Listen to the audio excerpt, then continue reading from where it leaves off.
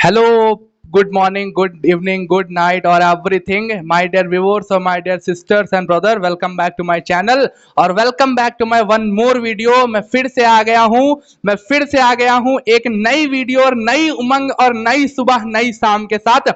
आज की वीडियो में, कल की वीडियो में हमने जहां से छोड़ा था, हम जिस टॉपिक में अर्थात अपना बेस, अपनी नींव रख रहे हैं, हमने जहां से छोड़ा था, जहां से क्विट किया था, जहां से हम नहीं बना पाए थे कि आखिरकार रासायनिक अभिक्रिया अर्थात केमिकल रिएक्शन क्या होता है, आज हम वहीं से शुरू करेंगे।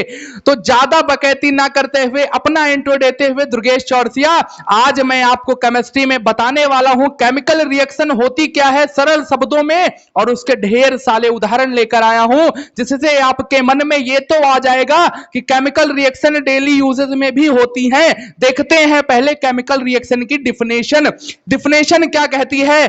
केमिकल रिएक्शन अर्थात रासायनिक अभिक्रिया जब दो या दो से अधिक पदार्थ अर्थात मैटर मेरे दोस्त मैटर, जब दो या दो से अधिक पदार्थ आपस में मिलकर कोई नया पदार्थ बनाते हैं तो उस प्रक्रिया को रासायनिक अभिक्रिया कहते हैं।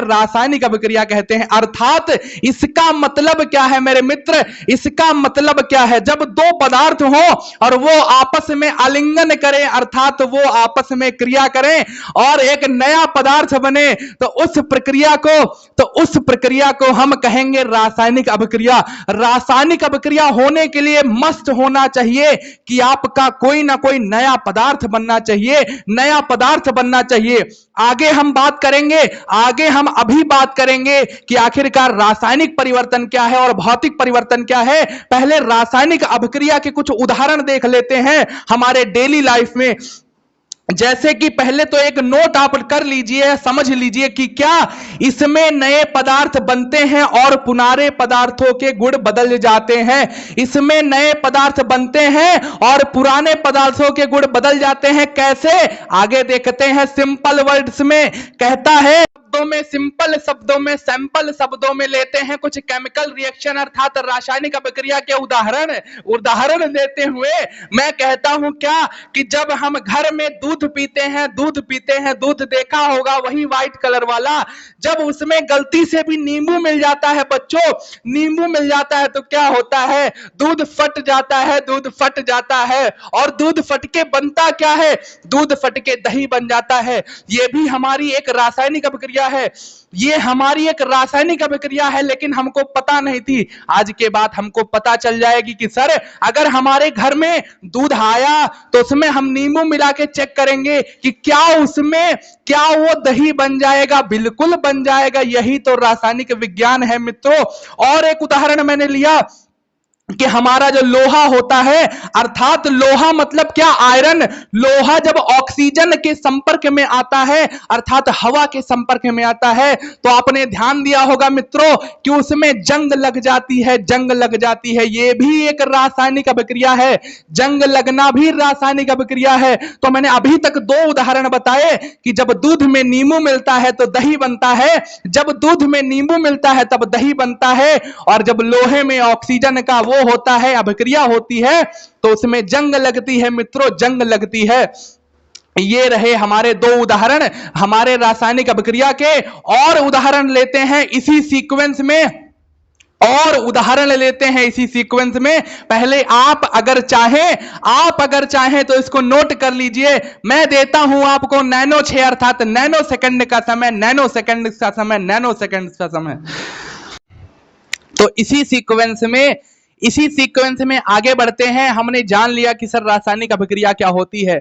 अब थोड़ा सा बात करते हैं रासायनिक परिवर्तन और भौतिक परिवर्तन का। हमारे 10th के बच्चों को बहुत ये क्वेश्चन डिस्टर्ब करता है, बहुत बार पूछा जा चुका है कि आखिरकार बताइए कि रासायनिक और भौतिक परिवर्तन में क्या अंतर है, क्या डिफरेंस है। तो मैं आपको कुछ मेजर डिफरेंस, कुछ अच्छे डिफरेंस बताता हूं, आपके दिमाग में सीधा घुस जाएंगे। आपको लिखा तो बहुत जगह मिल जाएगा, मैं केवल अपनी वाणी से आपको एक्सप्लेन करूंगा। हमारे भौतिक परिवर्तन क्या होते हैं पहले उनको जान लेते हैं। भौतिक परिवर्तन हमारे वे परिवर्तन होते हैं जो एक बार होकर पुनः रिवर्स हो जाएं, पुनः रिवर्स हो जाएं। भौतिक परिवर्तन क्या होते हैं? जो एक बार पूर्ण होके पुनः रिवर्स हो जाए, पुनः रिवर्स हो जाए। अर्थात मेरे पास एक मार्कर है, मेरे पास एक मार्कर है, मार्कर की मैंने कैफ निकाली, मार्कर की मैंने कैफ निकाली, हमारा हो गया भौतिक परिवर्तन। मार्कर की मैंने कैफ निकाली, हमारा हो गया भौतिक परिवर्तन। लेकिन मैंने फिर से तो मार्कर की कैफ लगा दी ना, मैंने फिर से मार्कर की कैफ लगा दी ना। ये देखो, इसी वजह से भौतिक परिवर्तन है, चूंकि इसमें रिवर्स हो सकता है, रिवर्स हो सकता है। मैं बात करता हूं कागज की, मैं बात करता हूं कागज की।